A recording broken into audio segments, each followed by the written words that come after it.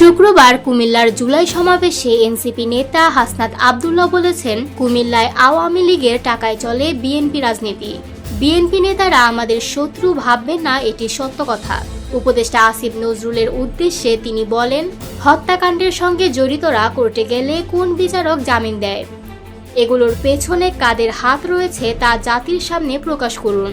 আপনাকে যদি কেউ কাজ করতে না দেয়, কেউ বাধা দেয়, সেটা আপনি জাতির সামনে তুলে ধরুন। আরও বলেন, খুনিরা জামিন পেয়ে শহীদদের বাড়ির সামনে ঘোরাফেরা করছে। এটা যেমন আমাদের ব্যর্থতা, তেমনই আসিফ নজরুল স্যারেরও ব্যর্থতা। খুনিদের বিচার এই অন্তর্বর্তী সরকারের প্রধান ও প্রথম সংস্কার হওয়ার কথা ছিল। হাসনাত আরও বলেন, আমরা বিচার ও সংস্কার এই প্রক্রিয়ার মধ্য দিয়ে নির্বাচন চাই। মানবিক করিডরে সরকারের স্পষ্ট অবস্থানও চায় হাসনাত এ সমাবেশে। এছাড়া তিনি বলেন, আমরা কোনো বিদেশি আধিপত্য মেনে নেব না, না ভারত, না পিন্ডি, না মার্কিন যুক্তরাষ্ট্র। পাশাপাশি তিনি এও বলেছেন, সরকারের নিশ্চুপ ভূমিকা 14 দলের নিয়ে। অনেক কাজে আমরা এখনো বিচার দেখছি না।